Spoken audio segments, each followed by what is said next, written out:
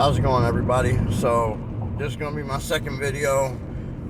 People have been asking for this. I know we didn't get to finish it on DOC TV 813. Shout out Josh. You'll hear that on every video until I stopped on YouTube, because he put me on, and I believe in putting on for those that put you on. Shout out King Domi TV and Jay Williams and everybody out there that's doing your thing. Thanks for the inspiration, and here I am doing mine. So here we go. I'm not going to ask you to hit the like and subscribe button in the beginning of the video, because I always hated that. I'll ask you at the end of the video, if you like the story, please like, please subscribe. And most importantly for me, being a YouTuber, share it with your friends, please. I'm trying to grow the channel, trying to do my thing, and I used to want to be a rapper. That didn't work out, so I think I can pull this YouTube thing off. So here we go. Alright, so today I'm going to tell the story, the whole story about the BB gun attempted murder charge, everything that was going on in that time, and how it all came out to me walking away free here in Florida. So, obviously I told the story about, me shooting Stevie with a BB gun.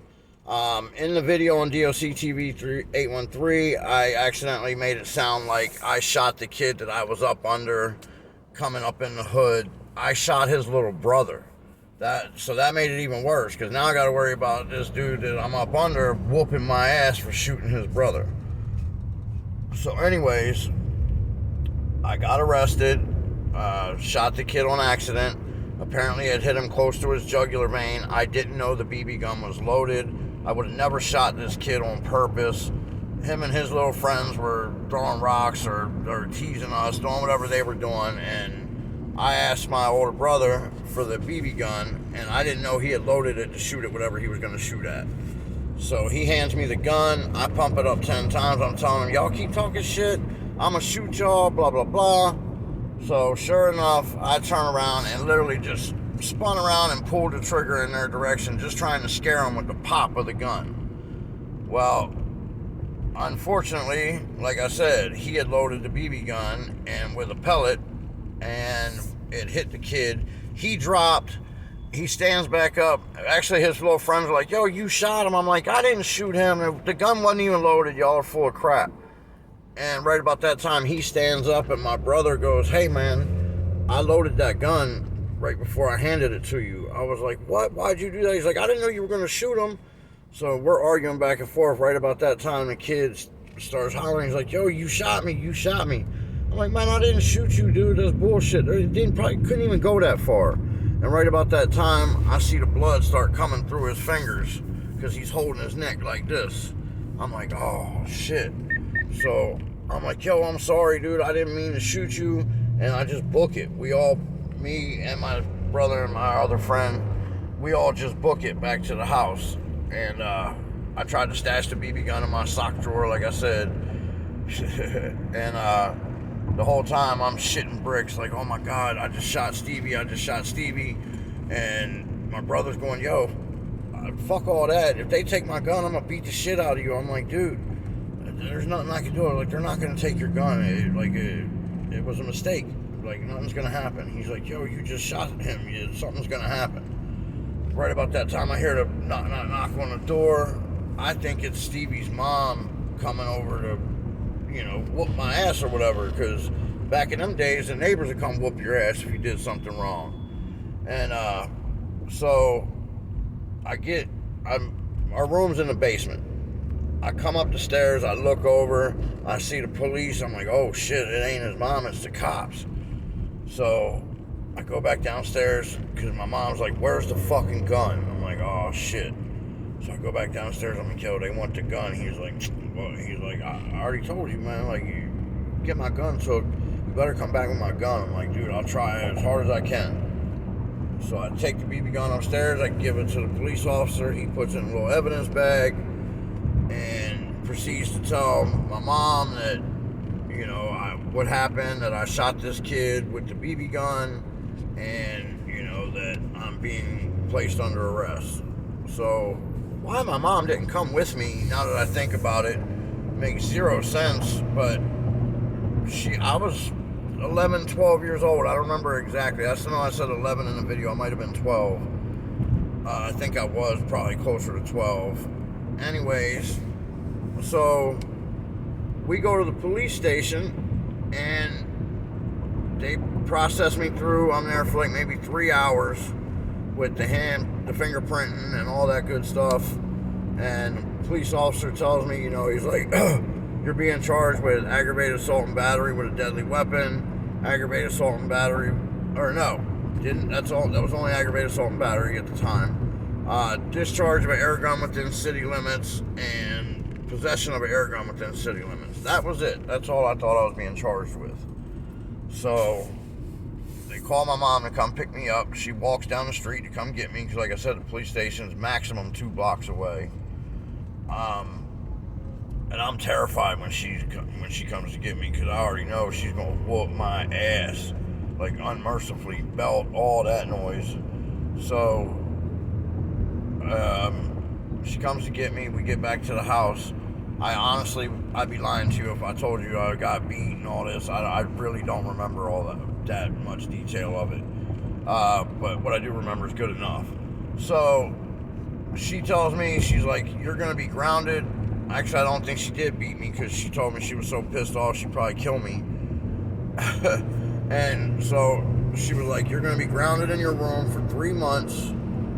I believe my dad was still in the house at this time because right around this time is when my dad leaves too, shortly here afterward.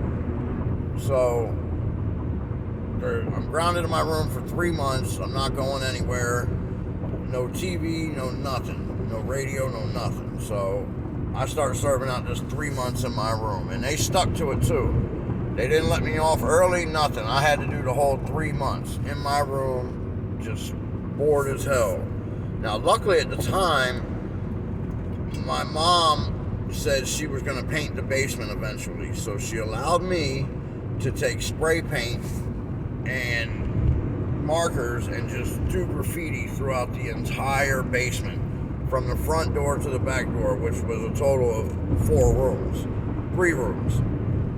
3 big rooms, though. Anyway, so and plus, you could, since my room was in the basement, just to tell you the house, it was a row house, which means all the houses on the whole block are connected next to each other.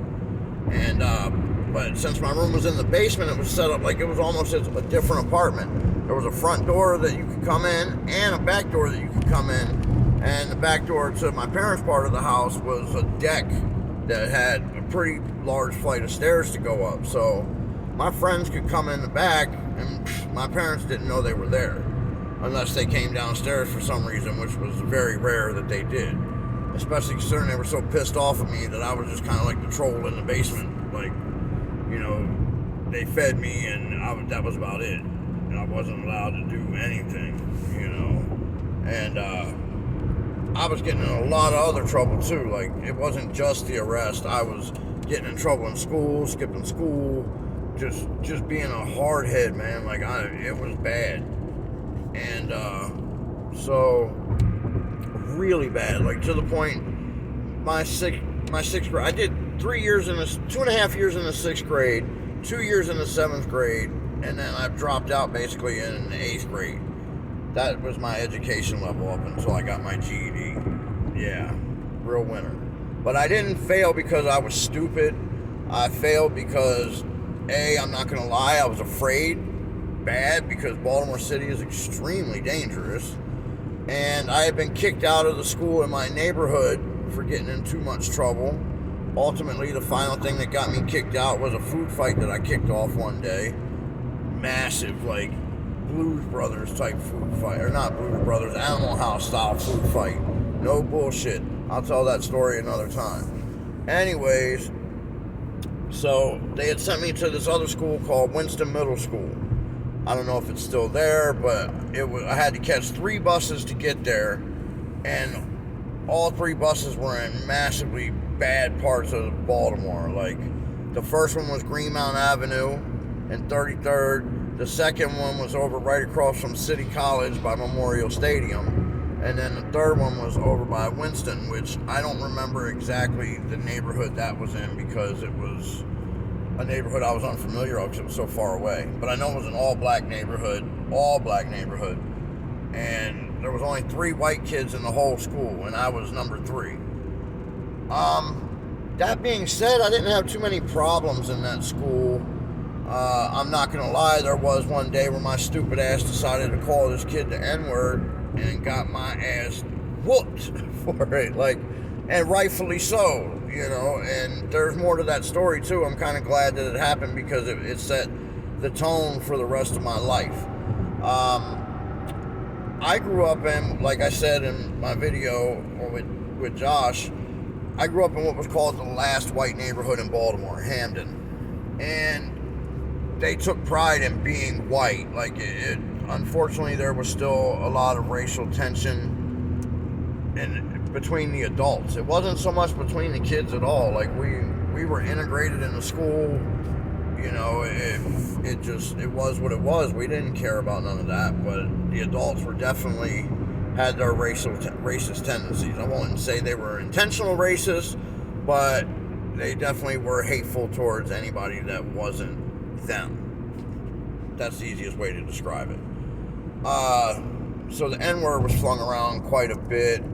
And also, a little side piece, because it was the last white neighborhood, the skinheads decided they were going to move there at one point when I was about 12, 13 years old. And they moved in down the street from us, probably about a half a block from this police station. They weren't there long. Don't get it twisted. Now, me explaining that the older adults had their racist tendencies, like I said, they weren't intentional, blatant racists. They didn't hate black people because they hated black people. It was more of, you're not one of us, so we're not rocking with you, period. And that's just the way it was. It didn't matter if you were white, blue, or green, or black. It was just, you're not one of us. So when the skinheads moved in and they intentionally were hating people because of their skin color, like, we didn't rock with all that. Like, that wasn't the message we were trying to put across, nothing. So eventually, I forget exactly what happened, but the skinhead movement definitely got ran off and was non-existent after they were gone. In that meantime, though, like, they were not playing. They were definitely real skinheads. They really believed that shit. And I actually fought the kid. His name was Patrick. I don't remember his last name. But he would come to our school in our neighborhood that was half black, basically, in a full bomber jacket, skinhead boots, shaved head, like, all of that, ready to rock. This kid was not a punk. He would fight whoever he had to fight. And this was 12, 13 years old. And, like I said, I fought him twice, and he whooped my ass both times. I ain't gonna front. I was not ready for what this kid was packing. But, you know, his family was militant, hate people, like, and that's what militant hate people do. They train to fight, especially skinheads. That's one thing that I will say is they're ready to fight, but that doesn't give them any level of justification. There's nothing about them or what they believe in that deserves justification. So, anyways, I called this kid the N-word, and I said it just basically, I'm like, you about a dumb nigga. And it was a bad idea, let's put it that way. Whole class full of black kids, I'm the only white kid. So, of course, it's 6th grade, I get to, ooh, he done fucked up, you done fucked up now, white boy.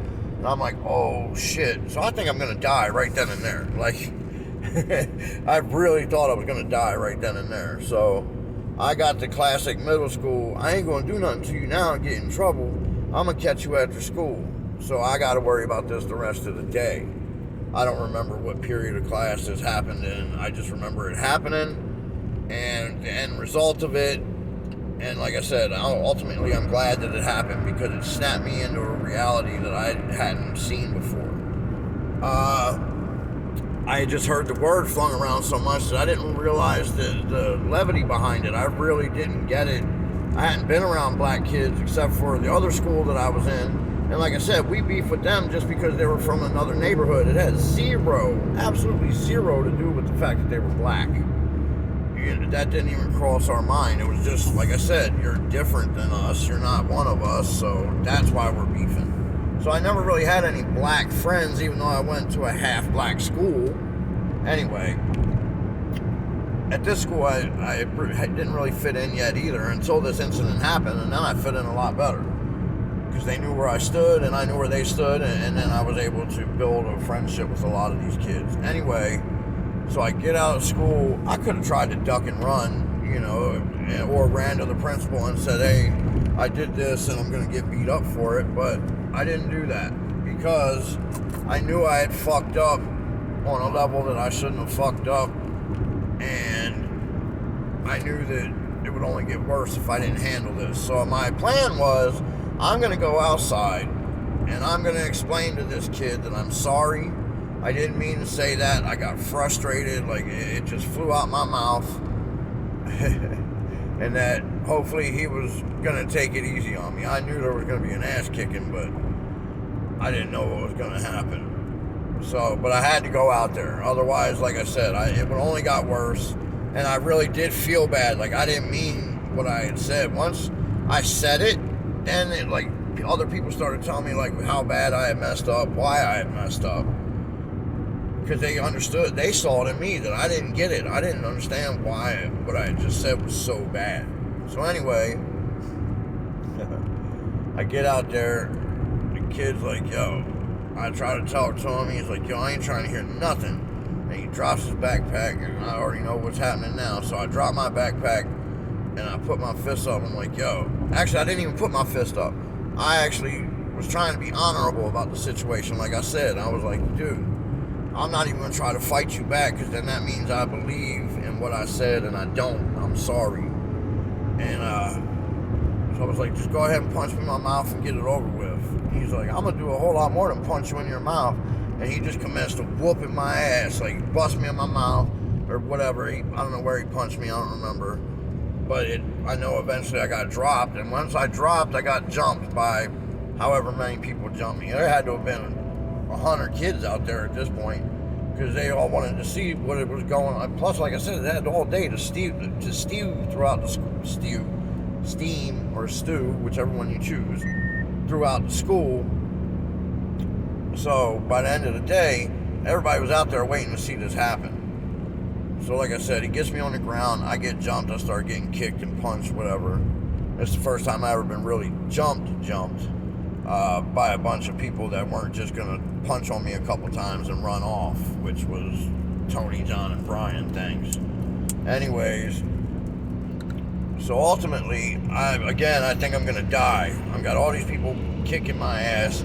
There's nothing I can do. I'm curled up in a ball on the ground, and all of a sudden I hear, all right, that's enough, y'all let him up. And I'm like, I'm thinking it's a teacher or a principal.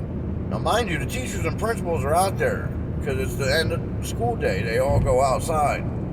There ain't nobody breaking this up, nothing, because there's so many people there. Like I said, there's like 100 people surrounding us. So ultimately here, all right, that's enough, let him up. I look up, and it's this big old black kid, and everybody called him Rock, because back then the show Rock was on TV. I don't know if anybody remembers it. People from my era, you know, the 80s, you'll remember it. We had love for Rock big time because Rock was a Baltimore City garbage man, and we're Baltimore, so it was huge. Charles S. Dutton, the actor, he's been in a ton of movies since then. He just all around, he blew up huge off of this show. So anyways, this kid was called Rock because he looked just like him. Not just like him, but he was big like him, and he was wearing the blue jeans, the boots, and the blue jacket like Rock would wear. So Rock comes over, picks me up, and he's like, you learned your lesson yet? I'm like, yeah, man, I learned my lesson before all this happened. I was like, my bad, dude. Like, and I wasn't crying because I'd already been through a pretty violent childhood already, you know, and I was so happy that I wasn't dead and that they had stopped. And I looked at the kid, and I'm like, dude, I meant what I said, like, I'm sorry. And he was like, you're all right, man. He was like, but, you know, there's no way I could let you rock with that. And I'm like, yeah, I know. And then he looked at the rest of the people. Rock looked at the rest of the people. He was like, all right, y'all leave him alone. He said he was sorry. He took that like a man. Y'all got y'all lick off. y'all leave him be. And I'm like, thank God, man. Like, oh my God. So they pick up my backpack, they pick up my stuff, they hand it to me, and they're like, here, we'll walk you to the bus stop so nothing else happens to you, and, you know, don't be saying that shit ever again, or we're gonna whoop your ass again. I'm like, dude, trust me, I ain't never saying that shit again. So I get home, and I'm all beat up, obviously. My dad's like, what happened to you? I'm like, oh man, I got jumped at school today. My dad's like, what? He's like all ready to call the school all gung-ho. I'm like, nah, man, like, I kind of deserved it. You know, he's like, what do you mean you deserved it? I was like, I got in an argument with this kid, and I got pissed off, and I called him a dumb nigger. That's what I said. I'm not afraid to say it, because I don't say it now, and I'll never say it again, but that's what I said. And I got jumped for it. He was like, well, you kind of deserve that. Like, I'm like, I know I deserved it. I told you I deserved it. And he's like, well, do you know what that word means? I'm like, I do now. I was like, I didn't really when I said it. I was like, but you know, I can be honest, my parents never said it, ever. Like, I never heard my parents say it. It was just something like that was in the neighborhood that was said. I would hear it all the time. So, you know, like when we're beefing with the other kids from the other neighborhood, I would hear kids say it, or, you know, adults would say it. Like, anyways, you know, privacy, your own home shit. So I'm in their home, so I hear it. Anyway, so my dad's like, I'm going to get you to write the definition of the word 500 times. I'm like, man, I already got jumped. And he's like, I don't want to hear that. He was like, and that was how my dad was. That was one of my punishments. If I got in trouble, I would either have to go copy the dictionary, or I would have to go write the definition of a word so many times. Like, and he would do like hundreds and 500, where my hand would be hurting and cramping. But there wasn't no not finishing it, because if I didn't finish it, he was going to beat me unmercifully. So I'll do what I got to do. I was terrified of my dad. That's another story too. Anyways, so the definition, just so y'all know, is a lazy and shiftless person. That's what the encyclopedia definition was at the time. And so I write that definition 500 times, and then I go to turn them into my dad, and he's like, all right, now I'm going to tell you a story.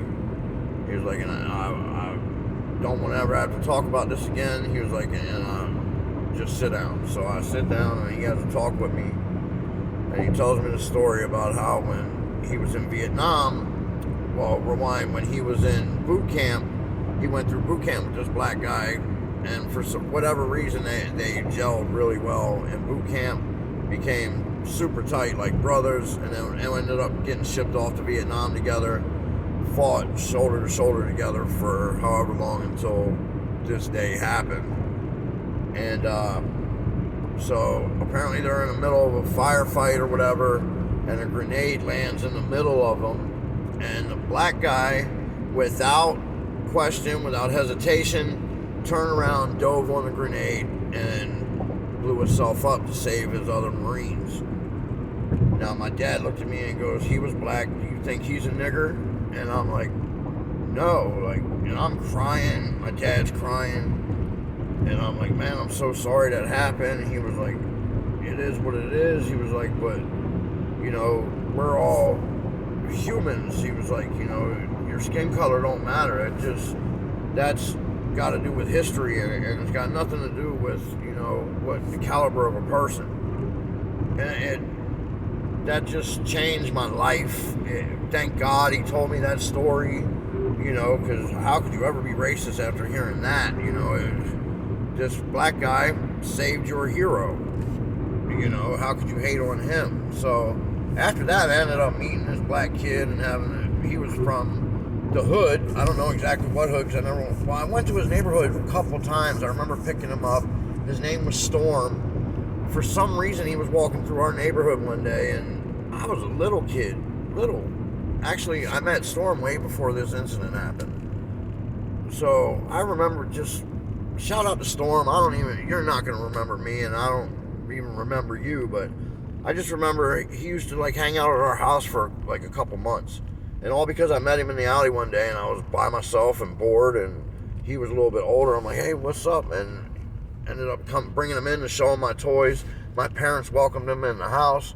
My parents, like I said, we would go pick him up sometimes on the weekends and take him places like to the roller rink and shit with us. And he had never seen no crazy shit like that. And I didn't understand what the projects were.